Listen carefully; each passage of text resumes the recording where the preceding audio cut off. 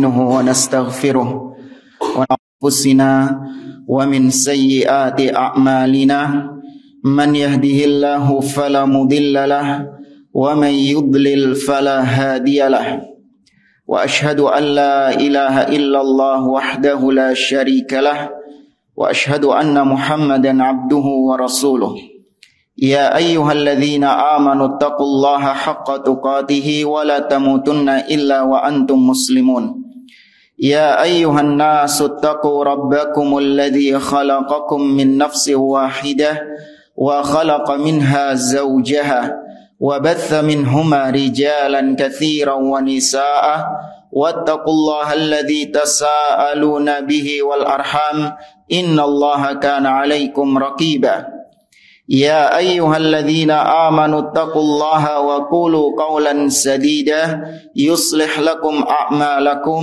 ويغفر لكم ذنوبكم ومن يطع الله ورسوله فقد فاز فوزا عظيما أما بعد فإن أصدق الحديث كتاب الله وخير الهدي هدي محمد صلى الله عليه وسلم وشر الأمور محدثاتها وكل محدثة بدعة وكل بدعة ضلالة وكل ضلالة في النار.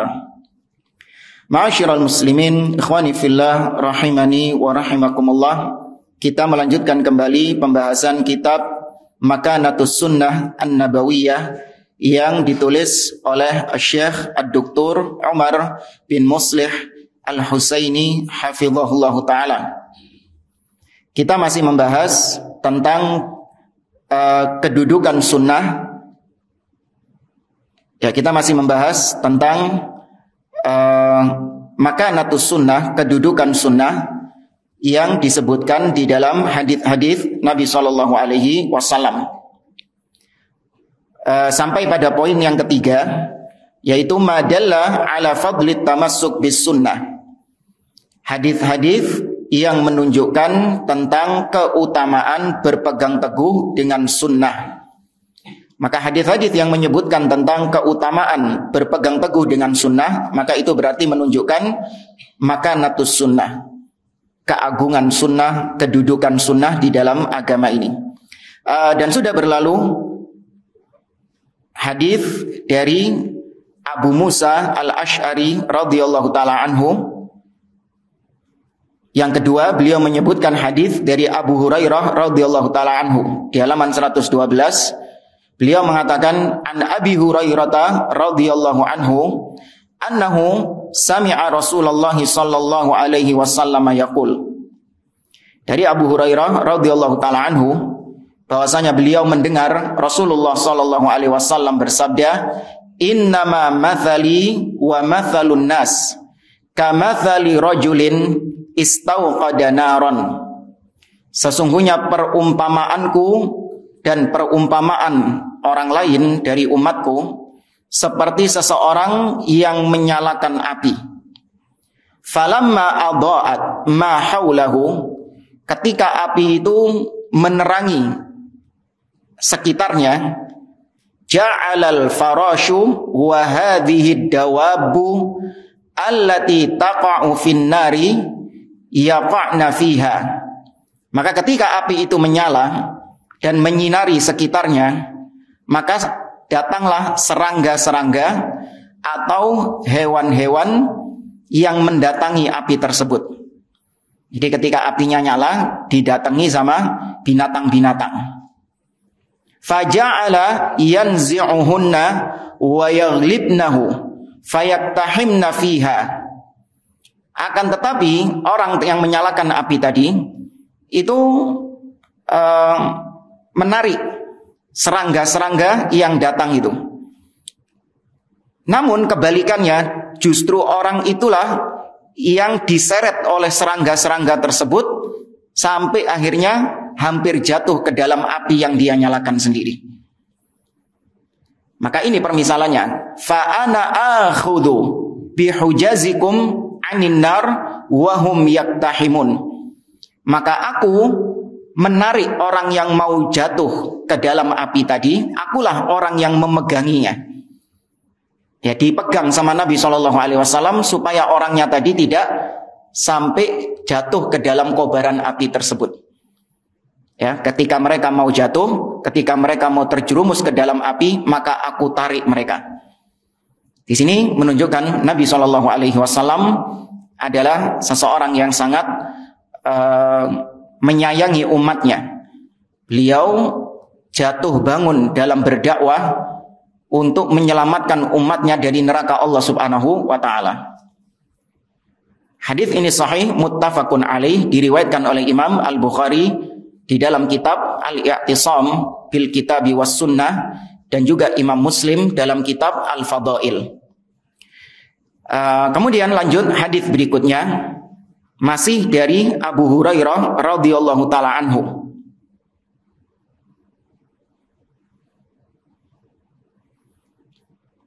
Dari Abu Hurairah radhiyallahu taala anhu, anna Rasulullah sallallahu alaihi wasallam qala, bahwasanya Rasulullah sallallahu alaihi wasallam bersabda, kullu ummati yadkhulunal jannata illa man aba.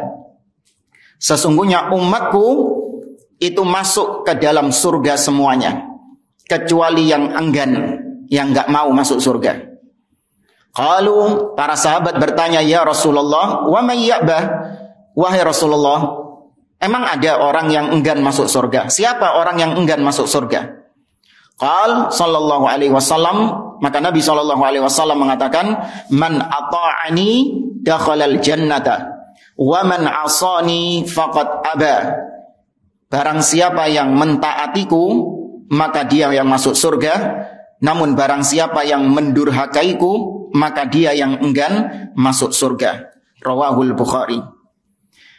Di sini ada beberapa pelajaran yang ingin kita petik, kita ambilkan dari beberapa makalah yang ditulis oleh para ulama.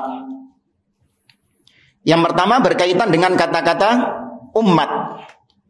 Kata Nabi tadi, kullu ummati yadkhulunal jannah. Ya, umatku, semua umatku akan masuk ke dalam surga. Kata-kata umat itu dalam bahasa Arab memiliki beberapa makna.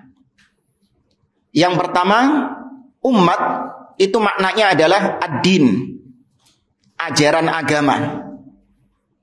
Seperti misalnya di dalam surat Az-Zukhruf, orang-orang kafir, orang-orang musyrik, mereka mengatakan, inna wajadna aba'ana ala ummah wa inna ala atharihim muhtadun. Di ayat berikutnya, wa inna ala atharihim muqtadun. Sesungguhnya kami mendapati nenek moyang kami berada di atas umat. Apa umat di sini artinya? Ajaran agama.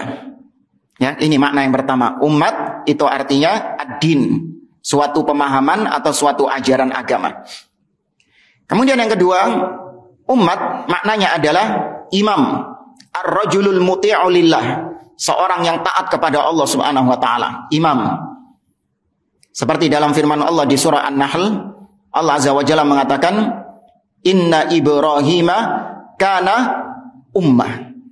Sesungguhnya Ibrahim itu adalah umat. Ya, apa maksudnya umat di sini? Imam. Ya, seorang yang taat kepada Allah Subhanahu wa taala. Kemudian yang ketiga, makna umat itu juga bisa berarti ad-dahr, waktu.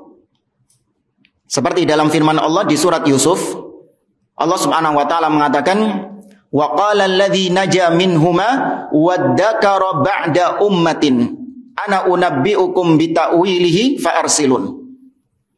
Dan berkatalah salah seorang yang selamat, maksudnya temannya Nabi Yusuf. Kan ada berapa temannya Nabi Yusuf di penjara? Ada 2. Nah, salah satunya mengatakan ba'da ummah, setelah sekian waktu. Ya, ba'da ummah, setelah sekian waktu. Dia mengatakan, aku akan memberitahukan kepadamu seseorang yang bisa mentakwil mimpi. Maka utuslah aku kepada orang tersebut. Itu disebutkan waddakara ba'da ummah, setelah sekian lama, setelah beberapa waktu. Maka umat di situ artinya waktu. Dan yang keempat, ummah itu juga berarti maknanya adalah jamaah, sekelompok manusia. Dan ini yang dimaksud oleh Nabi SAW. Seperti misalnya Allah berfirman dalam surah An-Nahl, "Walaqad ba'atsna fi kulli ummah rasulan an ya'budullaha wajtanibut taghut." Sungguh kami telah mengutus pada setiap umat. Nah, umat di sini maknanya adalah jamaah, sekelompok orang, sekelompok manusia. Ya, diulangi. Umat tadi maknanya ada apa saja? Yang pertama, ajaran, ad-din. Yang kedua, imam. Ya. Yang ketiga, umat artinya adalah ad-dahr atau waktu. Dan yang keempat, ummah artinya jamaah. Ya, ini makna umat yang disebutkan oleh para ulama, dan itu kita ringkaskan dari kitab Al-Qaulul Mufid ala Kitab Tauhid, syarah kitab Tauhid oleh Syekh Muhammad bin Shalih Al-Utsaimin. Ketika beliau menafsirkan firman Allah tadi, inna Ibrahima kana ummah. Nah, ketika beliau menafsirkan, mensyarah ayat tersebut, beliau menyebutkan tentang makna umat yang 4 tadi. Dan maka yang dimaksud oleh Nabi, kullu ummati yadkhulunal jannah. Semua umatku masuk surga. Berarti di antara 4 makna, mana yang dimaksud Nabi?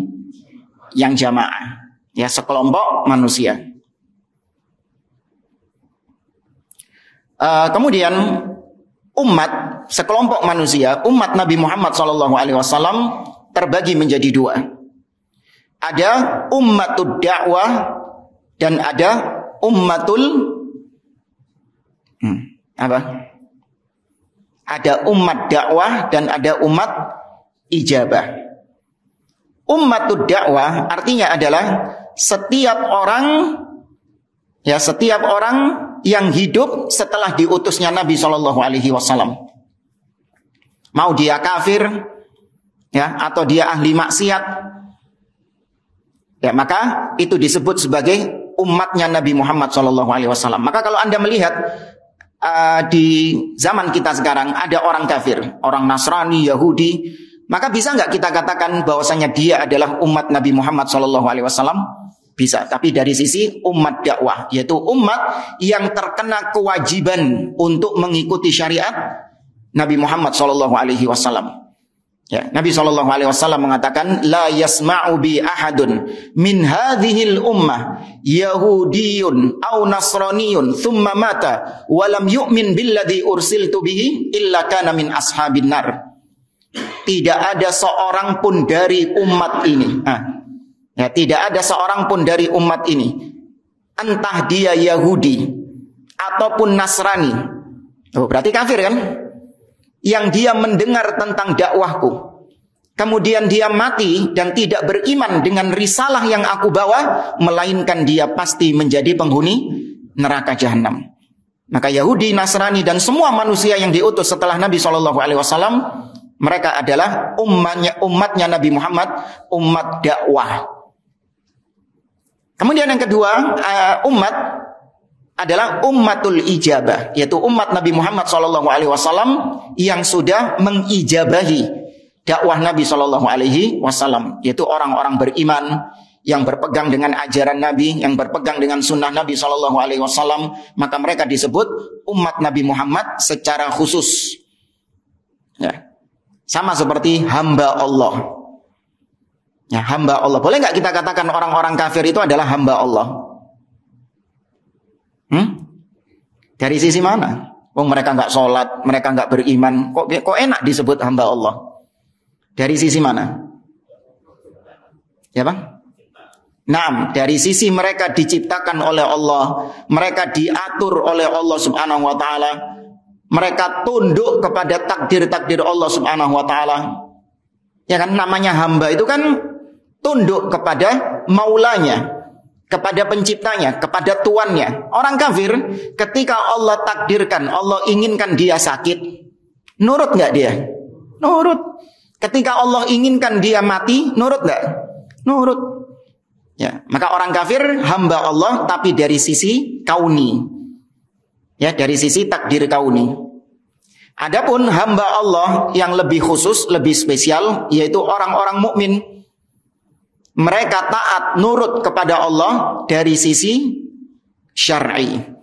Ya, dari sisi syar'inya, dari sisi syariatnya, yakni Allah ketika memerintahkan mereka beriman, mereka nurut beriman. Ketika Allah perintahkan mereka ibadah, mereka beribadah. Ketika Allah larang mereka bermaksiat, mereka meninggalkan maksiat. Ini dari sisi syar'i. Maka umat terbagi dua, ada ummatul dakwah dan ummatul ijabah. Nah, adapun yang dimaksud Nabi SAW di dalam hadis yang kita baca tadi, semua umatku masuk ke dalam surga kecuali yang enggan. Nah, umat di sini ummatul dakwah atau ummatul ijabah? Dua-duanya. Ya, dua-duanya. Nah, dua-duanya. Kalau dikatakan berarti terusan hadis tadi, Nabi mengatakan man ata'ani dakhalal jannah wa man asani faqad aba. Barang siapa yang taat kepadaku dia masuk surga. Barang siapa yang mendurhakai aku dia berarti enggan masuk surga, alias masuk neraka. Apakah orang yang beriman, ya, orang yang sudah beriman, ketika dia mendurhakai Nabi SAW,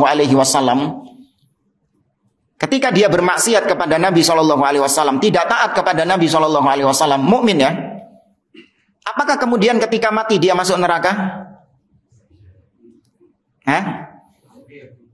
Ya, bisa jadi dalam artian tahta masyiatillah, di bawah kehendak Allah Subhanahu wa taala. Maka hadis ini bisa dipahami kalau yang dimaksud adalah ummatul dakwah alias orang-orang kafir, maka berarti barang siapa yang enggan masuk surga berarti karena dia tidak menerima dakwah Nabi Muhammad SAW dan kufur kepada Nabi Muhammad SAW. Maka dia enggan masuk surga dan masuk ke dalam neraka kekal selama-lamanya. Adapun kalau dibawa kepada pemahaman ummatul ijabah, yang dimaksud hadis ini adalah orang-orang mukmin yang sudah beriman kepada Nabi SAW, maka yang dimaksud enggan masuk surga adalah mereka yang bermaksiat, yang tidak sampai mengeluarkan dari Islam. Maka kalaupun mereka tidak diampuni dan mereka harus mampir ke dalam neraka, tetap mereka disiksa di neraka sesuai dengan kadar kemaksiatannya. Mereka tidak kekal di dalam neraka selama-lamanya.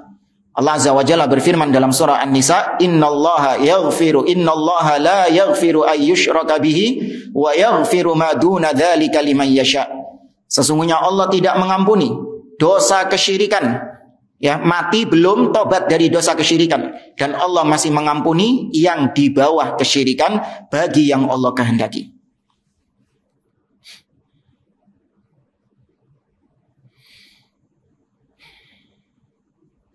Kemudian ada beberapa faedah dari hadis ini. Faedah yang pertama, anna isyanahu sallallahu alaihi wasallam sababun lidukhulin nar. Pelajaran dari hadis yang tadi kita baca, bahwasanya mendurhakai Nabi sallallahu alaihi wasallam itu adalah sebab seseorang masuk ke dalam neraka. Entah dia disiksa di neraka tidak kekal, atau dia disiksa di neraka kekal. Karena dia durhaka, kedurhakaannya ini mengantarkan dia kepada kekufuran. Nah, kekufuran ini menyebabkan dia kekal di dalam neraka. Ya, maka poinnya mendurhakai Nabi SAW itu sebab masuk neraka. Faedah yang kedua, yajibu 'alal muslim an ya'taqida anna sunnata Rasulillah sallallahu alaihi wasallam minad din wa laysa min qusyurihi. Wajib atas setiap muslim untuk meyakini bahwa sunnah Nabi, ajaran Nabi SAW itu adalah agama Islam itu sendiri. Jangan dianggap sunnah Nabi, ajaran Nabi SAW itu adalah kulitnya Islam. Enggak. Ya, ajaran Nabi SAW itu adalah agama Islam itu sendiri, baik isinya ataupun kulitnya. Ya, karena ada sebagian orang menganggap hadis Nabi itu cuman kulitnya saja. Intinya itu ada di dalam Al-Quran. Ini keliru. Ya, tidak ada pembagian ulama demikian. Al-Quran itu isinya, sedangkan sunnah hadis Nabi itu kulitnya. Enggak. Ya, kulit hadis Nabi itu adalah agama Islam itu sendiri secara keseluruhan.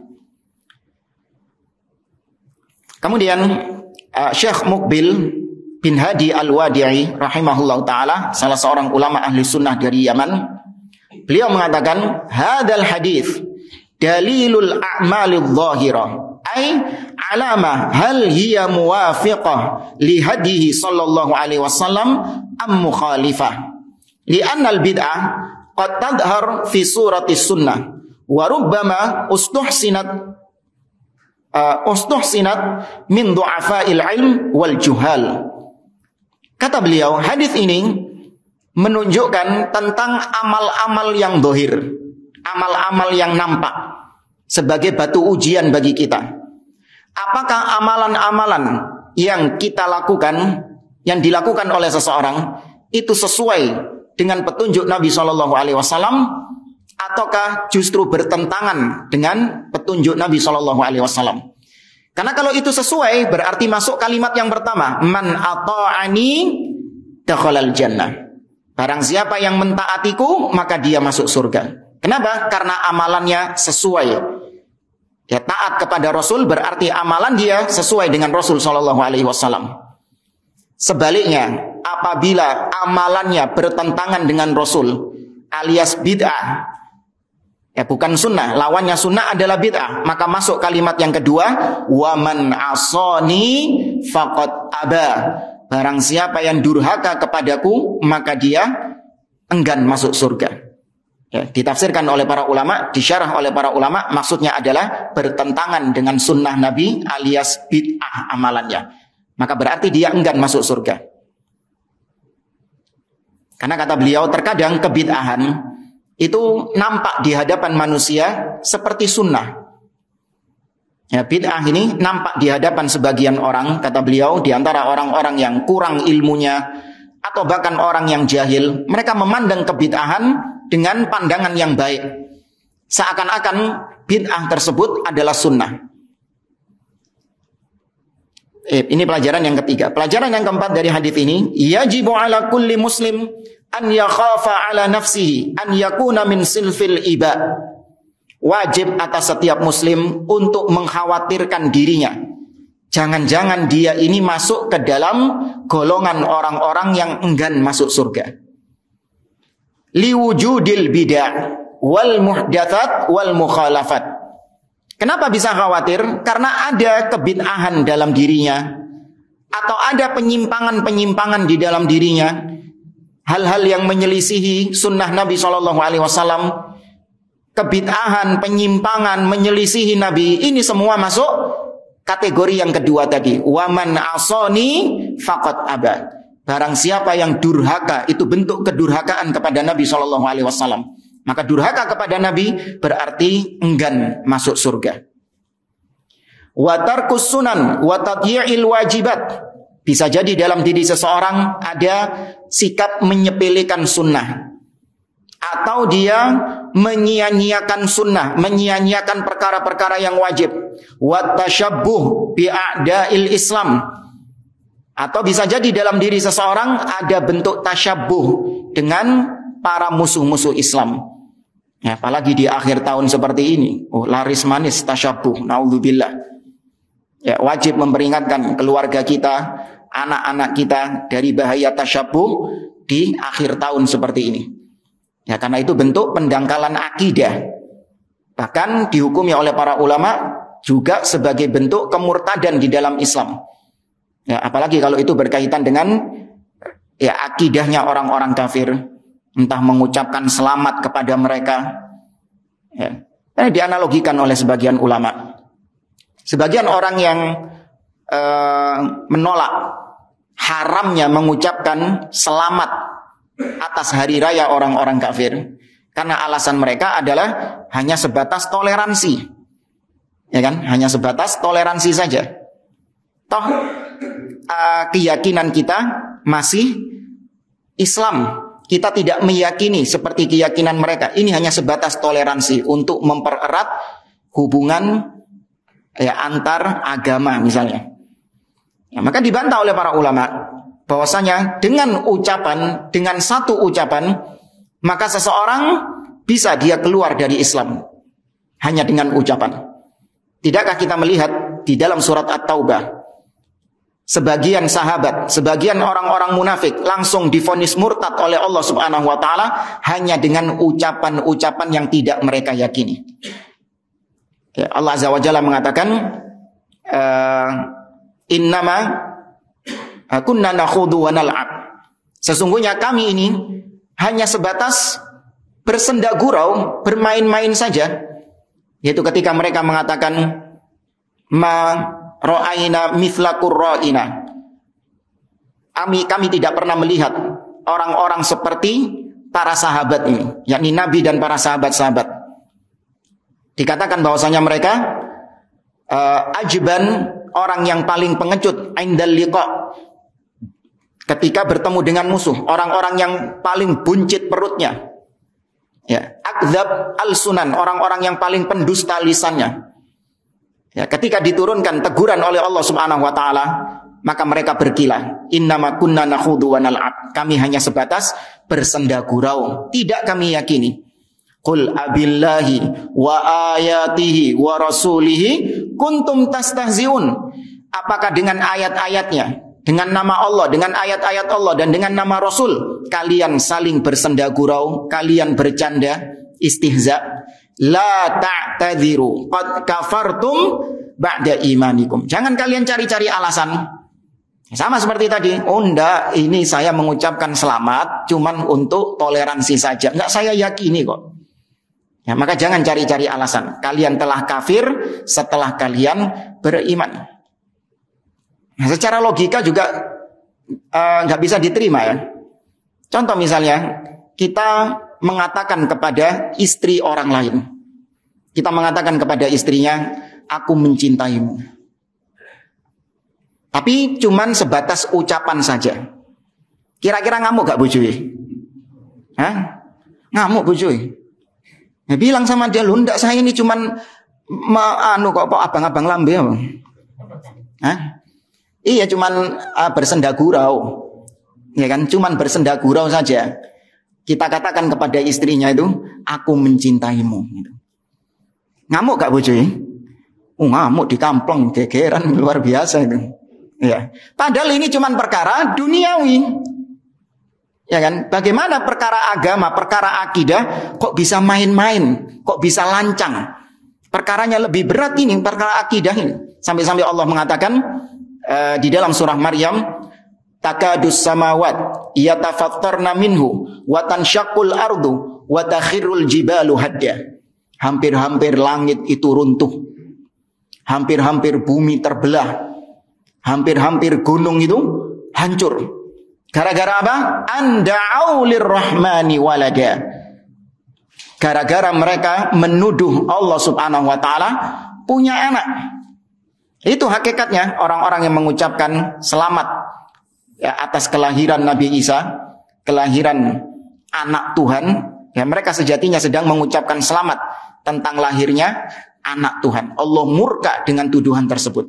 Sampai-sampai hampir tadi langit runtuh, bumi terbelah, gunung hancur gara-gara Allah dituduh Allah punya anak. Dan berulang kali Allah membantah tuduhan-tuduhan tersebut. Benar-benar Allah murka terhadap tuduhan itu. Kok enaknya kemudian seorang muslim mengatakan Merry Christmas, Selamat Natal. Enggak, namanya toleransi adalah dengan cara kita membiarkan mereka melakukan peribadahan mereka tanpa kita ganggu. Namun tidak boleh kita kemudian ikut campur di dalamnya. Kemudian yang kelima, ahamiyatul a'malis salihati dhahira wal batina liman ahabballaha wa rasulah sallallahu alaihi wasallam. Pelajaran yang kelima adalah pentingnya melaksanakan amal-amal soleh, baik yang nampak ataupun yang tersembunyi, bagi orang-orang yang memang cinta kepada Allah dan Rasulnya. Kita lanjutkan ke hadis berikutnya. Di halaman 113, An Abdillah ibn Amr ibn al-As radhiyallahu anhu maqal. Dari Abdullah bin Amr ibn al-As radhiyallahu taala anhu, beliau mengatakan, qala Rasulullah sallallahu alaihi wasallam. Rasulullah sallallahu alaihi wasallam bersabda, likulli amalin syirrah. Kata Nabi SAW, sesungguhnya setiap amalan itu ada masa semangatnya. Walikulli syirratin fatratun. Dan setiap masa semangat ada masa luyunya. Ada masa malasnya, masa patah semangatnya, futur. Faman kanat fatratuhu ila sunnati faqad aflah. Barang siapa yang ketika masa lemasnya, masa luyunya itu masih tetap di atas sunnahku, maka dia beruntung. Wa man kanat ila ghairi dzalik faqad halak. Tapi barang siapa ketika masa futurnya dia berpaling dari sunnahku, dia tidak di atas sunnahku, maka dia akan binasa. Kita ingin sampaikan berkaitan dengan futur ini. Futur yang dimaksud adalah yaitu fase di mana seseorang mendapati dirinya kurang semangat dalam melaksanakan amal-amal soleh. Itu ditandai dengan mulai malasnya kita membaca Al-Quran, mulai malasnya kita melaksanakan sholat sunnah, mulai malasnya kita mungkin berpuasa, mulai malasnya kita berzikir, beristighfar, dan seterusnya dari amalan-amalan yang biasa kita lakukan. Tapi futur itu tetap mengerjakan amal-amal yang wajib. Kalau dia futurnya itu justru meninggalkan amalan wajib, ini sudah bukan futur lagi, melainkan sudah maksiat kepada Allah Subhanahu wa taala. Paham ya? Jadi futur itu bukan maksiat. Ya, kalau seorang katanya futur itu dia malah nggak sholat, ya dia malah meninggalkan puasa Ramadan misalnya, atau dia malah minum khamr, ya malah pokoknya berbuat maksiat dengan alasan iya saya lagi futur. Duduk futur itu namanya. Ini sudah masuk maksiat kepada Allah. Ini sudah masuk kategori yang kedua tadi, yaitu dia ketika futur tidak di atas sunnah. Ya tidak di atas sunnah. Maka dia halak, dia pasti binasa. Ya, maka sekali lagi futur ini adalah kondisi seseorang malas mengerjakan amal-amal soleh. Sebenarnya ini bukan cuma dalam perkara agama saja, dalam perkara sehari-hari, perkara duniawi sehari-hari, itu ketika awal-awal maka seorang memiliki semangat yang membara. Namun seiring dengan berjalannya waktu, semangatnya itu mulai pudar, akhirnya bosan. Antum sebutkan apa? Yang antum awalnya itu semangat luar biasa, tapi nanti lama-kelamaan semakin turun semangatnya, semakin turun. Apa misalnya? Apa dulu ya? Enggak, bukan ibadah, masalah dunia. Dulu waktu Covid itu, olahraga. Ya. Teman-teman itu pada semangat sepedaan. Ya. Pada semangat naik sepeda. Masya Allah, mari subuh gue selengkap pisan. Ya, sepedaan. Kemana? Langsung Sidoarjo. Luar biasa, sepeda langsung Sidoarjo. Semangat 1 hari, 2 hari, 1 minggu, 2 minggu, semangat. Ya. Baru kemudian masuk fase futur. Ya, fase malas. Ya. Mulai dia jarang ikut sepedaan. Ya, 1 hari, 2 hari mulai jarang. 1 minggu, 2 minggu mulai absen. Akhirnya sampai blas. Ditinggal dakwis blas sama sekali. Nah, pengalaman kita juga dulu ya sekitar tahun 2010, 2011 itu kita pernah bikin kursus bahasa Arab. Ya. Setiap hari ba'da Isya. Senin sampai Jumat kalau nggak salah. Ya, Senin sampai Jumat. Setiap hari ba'da Isya 1 jam saja. Kita batasi 10, ternyata yang daftar lebih dari itu. Masya Allah, banyak yang daftar. Ya, mulai ketika awal-awal pertemuan, banyak yang datang. 1 hari, 2 hari, 1 pekan, 2 pekan. Mulai apa? Merintili siji-siji. Merintili, merotoli. Sampai antum tahu yang bertahan cuman berapa? 5 menit, 1 aja mah. Satu mana? Tidak hadir biasanya. Ada biasanya Pak Rizal. Hah? Kenal Pak Rizal? Ya, ini tanya beliau gitu. Ya cuman beliau tok. Ya tinggal beliau saja yang bertahan sampai selesai satu kitab Nahwu kalau tidak salah itu. Ya, lainnya sudah rahimahullah. Ya. Maka ini perkara yang wajar dalam artian seorang punya masa-masa semangat, namun dia ada masa-masa lemas. Mobil, mobil itu ketika baru pertama kali beli, ya apa jalannya? Jalannya enak nggak tariannya? Wah enak tariannya. Ya. 1 bulan, 2 bulan dipakai, ya 5 bulan dipakai, ya apa jalannya? Sudah mulai tidak enak sudah. Ya, baju, pakaian, waktu pertama kali beli, bagus warnanya, kinclong. Ya, beberapa bulan setelahnya dipakai, sudah apa bajunya? Sudah pudar. Ya, ini yang dicontohkan oleh Nabi SAW. Innal iman yakhtaliku fi jawfi ahadikum kama yakhtaliku ats-tsaubu. Sesungguhnya keimanan itu bisa usang, bisa lecet. Sebagaimana baju itu juga bisa lecet, bisa usang. Fas'alullaha an yujaddid imanakum. Maka mintalah kepada Allah Subhanahu wa taala untuk memperbaharui keimanan kalian. Ya, maka namanya iman ini lama kelamaan juga bisa usang. Ya, juga bisa lecet. Maka terus minta kepada Allah supaya iman ini diperbarui lagi. Ya, baju sudah rusak, beli yang baru lagi. Nah, iman juga demikian, terus diperbaharui. Jamaah rahimani wa rahimakumullah. Pepatah Arab mengatakan dawamul hal minal muhal. Bahwasanya sesuatu yang konsisten, terus menerus selama-lamanya konsisten, itu adalah perkara yang mustahil. Ya, nggak mungkin. Sesuatu terus seperti itu kondisinya, nggak berubah-berubah, istiqomah, konsisten di atas itu. Ada nggak? Coba sebutin. Nggak ada. Nggak mungkin sesuatu itu terus-menerus dalam kondisi tersebut. Pasti berubah-ubah kondisinya. Nabi SAW bersabda, istaqimu walan tuhsu. Istiqomahlah kalian, berusahalah kalian untuk istiqomah meskipun kalian tidak akan mampu. Nabi sudah memberikan warning. Kalian tidak akan mampu terus-terusan istiqomah.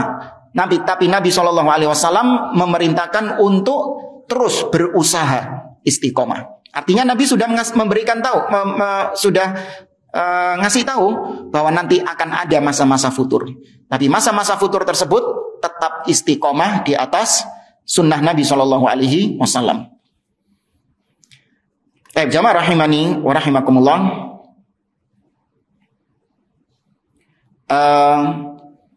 Disebutkan min rahmatillahi ta'ala bil muslimin an ja'ala lahum hadad din yusran. Di antara kasih sayang Allah, rahmat Allah kepada umat, kepada kaum muslimin, yaitu Allah menjadikan agama ini mudah. Wa qad hathana nabiyyuna sallallahu alaihi wasallam 'alal iktisadi fil ibadah ma'al ikhlas fiha wat tasdidi wal muqarabah. Wa nahana 'anit tashaddud wal ghulu wa 'anir riya'i was sum'a bil a'mal.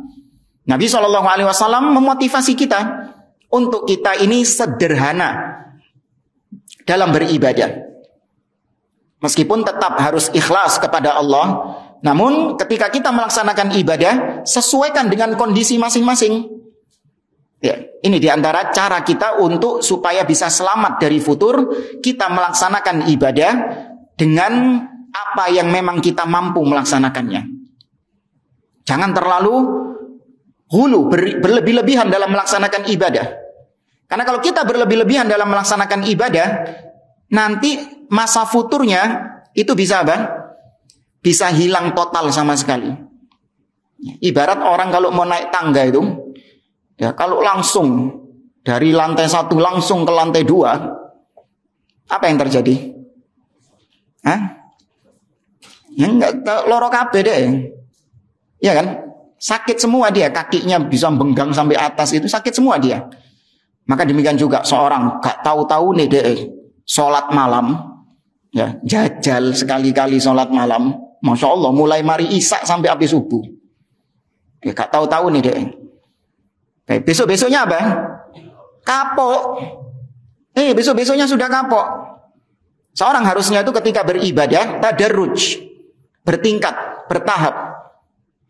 Ya kan, mungkin dia coba ya 1 jam atau setengah jam dia sholat malam, ya ternyata setengah jam ini sudah terbiasa, tambah lagi jadi 2 jam dan seterusnya. Seorang baca Al-Quran, ya dia baca 1 juz, dia istiqomah 1 juz sampai sudah terbiasa 1 juz, baru dia tambah lagi.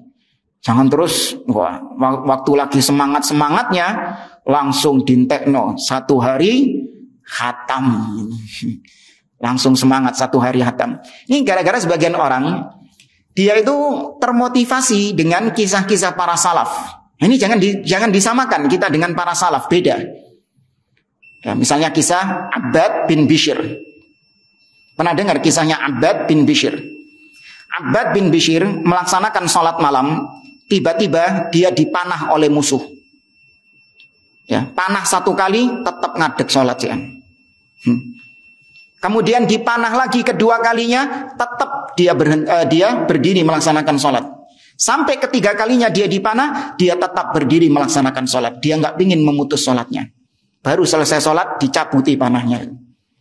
Seorang mungkin terinspirasi dari amalan-amalan seperti ini dari para salaf, bagus untuk memotivasi dirinya. Cuman level keimanan kita nggak sama seperti keimanan para sahabat. Kalau kita ingin mengamalkan amalan-amalan seperti para sahabat, maka harus dari apa? Harus dari bawah dulu. Ya, para sahabat juga nggak langsung kemudian mereka beramal seperti itu, enggak. Mereka dari bawah terlebih dahulu. Seorang membaca tentang bagaimana Abu Bakar As-Siddiq ketika sodakoh. Ya, apa sodakohnya Abu Bakar? Semua hartanya disodakohkan. Semangat dia, Masya Allah. Gajian langsung disodakoh. Anak istrinya kelaparan kemudian. Ya, maka ada tadarruj. Tidak boleh ghulu dalam beribadah. Jamaah rahimani wa rahimakumullah.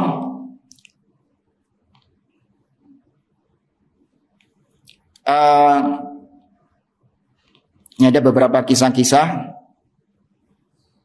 Sebentar.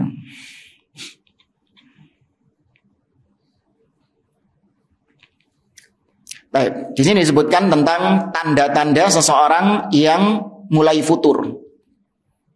Ya, tanda-tanda seseorang mulai futur, yaitu di mana ada timbul rasa berat di dalam dirinya untuk melaksanakan suatu amal soleh.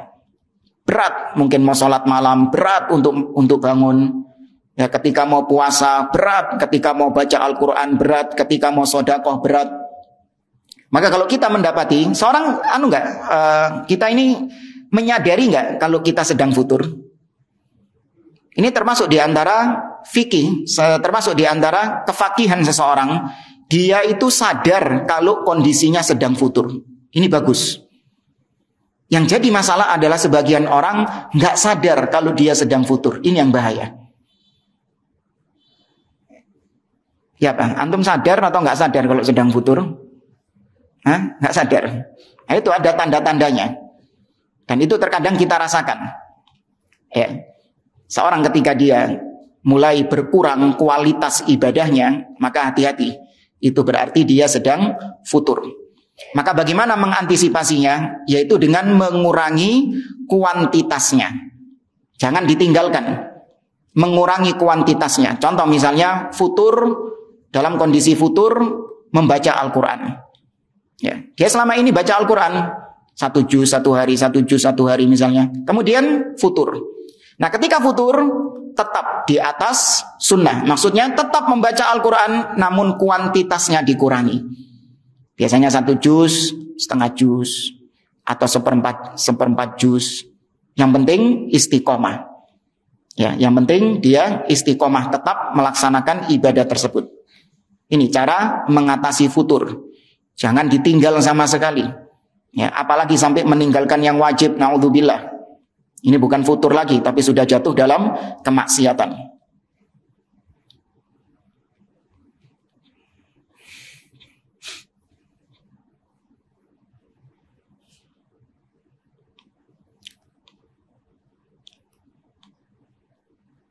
Baik. Ini kisah tentang Abu Darda dengan Salman Al-Farisi. Pernah dengar ya? Salman Al-Farisi yang nginep di rumahnya Abu Darda itu. Ya. Nah, itu juga salah satu contoh kata para ulama di mana seseorang terlalu semangat dalam beribadah kepada Allah sampai akhirnya dia menelantarkan hak-hak orang lain, bahkan menelantarkan hak dirinya sendiri. Istrinya nggak diurus, anaknya nggak diurus, ya hanya fokus beribadah. Ini juga hulu. Makanya diperingatkan oleh Abu Darda, diperingatkan oleh Salman Al-Farisi. Nabi SAW mengatakan, "Alaikum minal a'mali ma tutiqun." Hendaklah kalian melakukan suatu amal ibadah yang sesuai dengan kemampuan kalian. Nah, ini ada kisah Zainab ini yang bagus. Sebentar ya. Kisah tentang Zainab.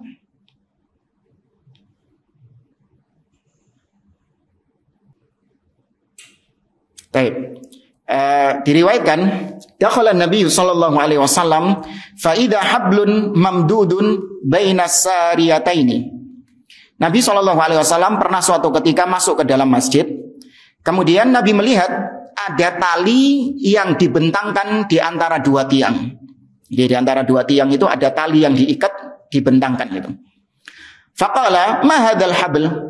Maka kemudian Nabi bertanya, ini tali apa ini? Qalu, para sahabat mengatakan, hadza hablun li Zainab. Fa idza fatarat ta'allaqat. Ini adalah tali yang diikat oleh Zainab. Maksudnya ketika Zainab sholat dan dia kecapean ketika sholat, maka dia berpegangan dengan tali tersebut. Jadi ketika sholat kemudian capek, lelah, nah ini kan futur, maka dia berpegangan dengan tali tersebut. Maka faqala Nabi sallallahu alaihi wasallam, Nabi mengatakan, la, jangan. Kemudian Nabi mengatakan, hulluhu liyusalli ahadukum nasyatahu fa idza fatara falyaq'ud. Kata Nabi sallallahu alaihi wasallam, lepaskan tali ini. Hendaklah salah seorang di antara kalian sholat sesuai dengan kemampuannya. Apabila dia futur, apabila dia capek, lelah, maka duduklah dia. Di sini Nabi SAW mengajarkan untuk seseorang tidak beribadah di luar batas kemampuannya. Ya, agama ini mudah. Nah, syaitan ketika futur, syaitan terkadang membisikkan kepada kita untuk mengalihkan futur ini entah kepada maksiat atau bid'ah. Ya, misalnya ada seorang yang bosan sholat atau bosan puasa, bosan zikir kok gini-gini tok ya. Ya, zikir kok gini-gini tok ya. Bosan dia zikir yang sudah diajarkan Nabi Shallallahu Alaihi Wasallam. Maka syaitan membisikkan kepada dia, bahwasanya di luar sana ada zikir-zikir yang lain.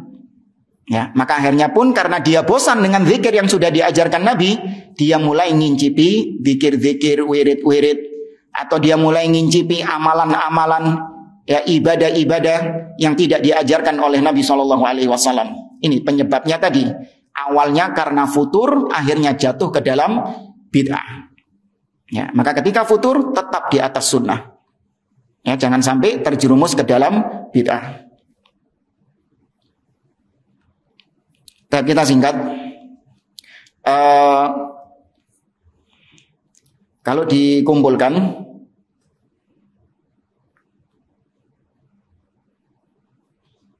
ya kalau kita ringkas dari referensi ini, bagaimana kiat-kiat untuk mengatasi futur. Tadi sudah disebutkan, yang pertama adalah hendaklah kita mengerjakan amal soleh sesuai dengan kemampuan kita masing-masing. Jangan hulu, berlebih-lebihan. Kemudian yang kedua, di antara tips dari para ulama, yaitu seorang hendaklah masing-masing memperhatikan kondisi keimanannya. Kapan imannya naik, kapan imannya turun. Ketika imannya turun, jangan sampai dibiarkan terus turun. Tapi hendaklah cepat-cepat imannya dinaikkan kembali. Ya, kondisi iman turun itu kondisi yang wajar. Bukan manusiawi, maksudnya hal yang lumrah. Karena iman itu yazidu wa yanqus. Iman itu kadang naik dan kadang turun, kadang pasang, kadang surut. Yang jadi masalah adalah ketika surutnya ini. Apa yang kita lakukan ketika surut ini? Ya, maka seorang hendaklah dia menyadari kalau kondisi imannya sedang surut. Antum ketika Ramadan, pasti antum merasakan hal itu. Ya enggak? Ketika masuk awal Ramadan, gimana iman antum? Semangat luar biasa. Amal soleh pingin dimplok kabeh. Bukan buko ya, bukan. Amal solehnya pingin diembat semuanya. Ya puasanya, zikirnya, baca Qur'annya, sodakohnya, ya kan, terawihnya, tambah malam qiyamul lailnya. Ya kan? Ketika sudah masuk Syawal, berasa nggak keimanannya down? Berasa nggak? Iya berasa, keimanannya langsung turun. Nah, maka seorang menyadari hal tersebut, jangan sampai keimanannya turun. Kemudian di antara cara untuk supaya kita futurnya tidak salah, yaitu kita menjauhkan diri dari teman-teman yang bisa menyebabkan kita ketika futur malah jatuh kepada kemaksiatan atau kebid'ahan. Ya, seorang ketika futur, ya dia malas datang ke pengajian, ngelihat teman-teman yang ada di pengajian, ya, maka dia ingin cari suasana baru, kembali kepada teman-teman lamanya misalnya. Ya, teman-teman lamanya ini ketika dia dalam kondisi futur, ketemu sama teman-teman lama, wis dadi wis. Balik lagi kepada kebiasaan lamanya, balik lagi kepada kemaksiatannya. Maka jauhkan diri dari teman-teman yang buruk. Kemudian juga tips untuk supaya terhindar atau tips supaya kita tidak binasa ketika futur, yaitu hendaklah kita tidak meremehkan dosa sekecil apapun. Ya, karena seorang terkadang melihat cuman dosa kecil kok, nggak apa-apa. Kan yang penting nggak dosa besar. Nah, dosa kecil ini, kata seorang penyair, khalid dzunuba saghiraha wa kabiraha dzakat tuqa. Tinggalkan semua dosa, baik yang kecil ataupun yang besar, karena itulah ketakwaan. Wahdar kamashin fi ardi syauqin yahdar ma yara. Hendaklah kau menjadi seperti orang yang sedang berjalan di atas jalan yang banyak durinya. Gimana orang yang berjalan di atas duri? Dia jalannya apa? Hati-hati deh. Ya, diperhatikan, dilihat sama duri nang gini. Orang jauhnya ada di sini. Hati-hati langkahnya dia. Kemudian beliau mengatakan la tahqiranna saghiratan. Jangan kau menyepelekan dosa kecil. Fa innal jibala minal hasa. Karena gunung yang besar itu terbuat dari kerikil-kerikil yang kecil. Ya, maka futur melakukan dosa kecil, maka dosa kecil ini akan menyeret seseorang kepada dosa yang besar. Baik jamaah rahimani wa rahimakumullah, dan yang berikutnya adalah banyak-banyak berdoa kepada Allah Subhanahu wa taala agar segera diberikan semangat kembali dalam beribadah kepada Allah, semangat kembali dalam menjalankan ibadah ketaatan kepada Allah Subhanahu wa taala. Dan sebelumnya juga di antara tips untuk kita tidak meninggalkan majelis-majelis ilmu. Ya, seorang ketika meninggalkan majelis ilmu, ini juga penyebab terbesar futurnya, menyebabkan dia binasa. Ya, sudah futur meninggalkan majelis ilmu. Meninggalkan majelis ilmu sekali itu akan menyebabkan dia meninggalkan kedua kali, ketiga kali, dan seterusnya. Dan ini kita rasakan ketika waktu Covid. Ya kan? Ketika waktu Covid nggak ada majelis ilmu, nggak ada kajian. Ketika kajian mulai dibuka lagi, ya apa kita mau ke kajian ini? Males. Iya, berasa. Males memulai lagi. Dulu sebelum COVID semangat, Masya Allah ikut kajian, hadir kajian. Ya, ketika sudah terlalu lama libur, mulai kajian lagi, males. Nah, nanti habis Ramadan juga gitu, hati-hati. Selesai Ramadan, libur kajian. Biasanya seminggu, 2 minggu. Rioyo. Nah, mulai kajian lagi, ya itu. Ada rasa berat di situ. Ya, maka harus dilawan. Tipsnya tadi, nggak usah terlalu muluk-muluk ketika hadir kajian. Maksudnya nggak usah terlalu berlebihan ketika hadir kajian.